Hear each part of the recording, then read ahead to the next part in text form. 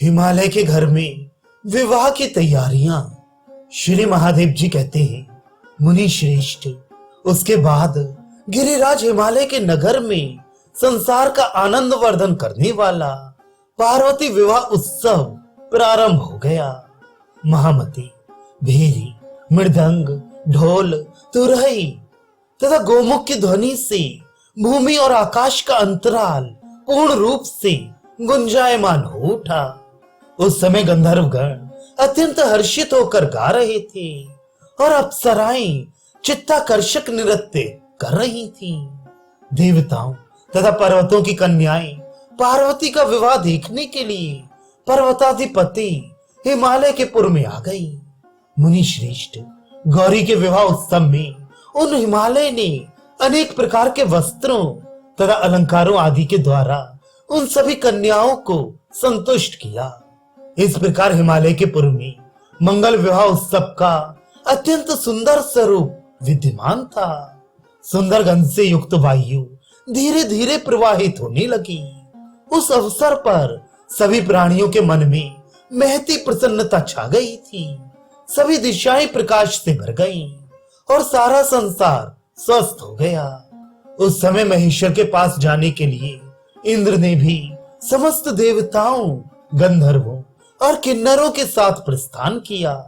ठीक इसी समय मुनि श्रेष्ठ शोभा संपन्न नारद जी ने रति से कहा कि महादेव और पार्वती का शुभ विवाह संपन्न हो रहा है। उसमें गंधर्वों, किन्नरों तथा नागों के साथ सभी देवता जा रहे हैं। तुम इस समय देवराज इंद्र के पास जाओ, विलंब मत करो।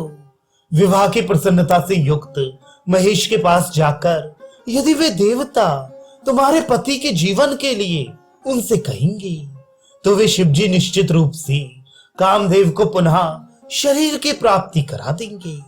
ऐसा कहकर वे नारद मुनि शीघ्रता पूर्वक महेश्वर के पास चले गए और इधर रति भी अपने पति के जीवन के लिए प्रयत्नशील हो गई। अपने यहाँ आए नारद जी को देखकर महेश ने यह वचन कहा, तात, आपका स्वागत है। इस समय जो भी कार्य करने योग्य हो उसे आप संपन्न करें। तब नारद जी ने कहा, महेश्वर, सभी देवता, सिद्ध, चारण, गंधर्व, किन्नर और महर्षि गण आ रहे हैं। अतः शंभो, प्रभु, आपको देवताओं के साथ रात्रि आने पर शुभ लग्न में हिमालय के पुर के लिए प्रस्थान करना चाहिए।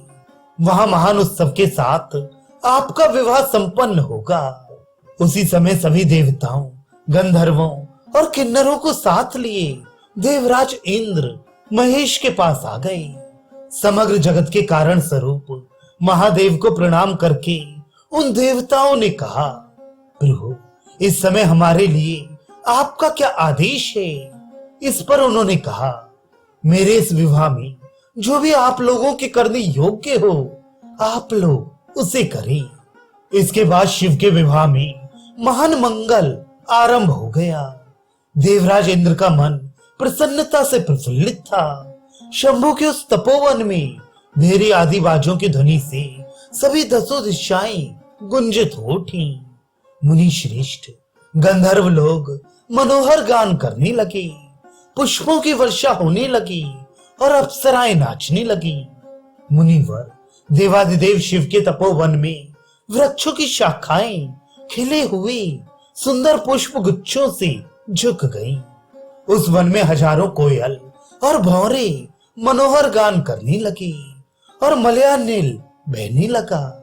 तत्पश्चात लोक पितामह ब्रह्मा, महर्षि वशिष्ठ आदि अपने मानस पुत्रों के साथ वहां आ गए और भगवान विष्णु भी मांगलिक विवाह देखने के लिए सरस्वती तथा लक्ष्मी के साथ भगवान शिव के पास पहुंच गए।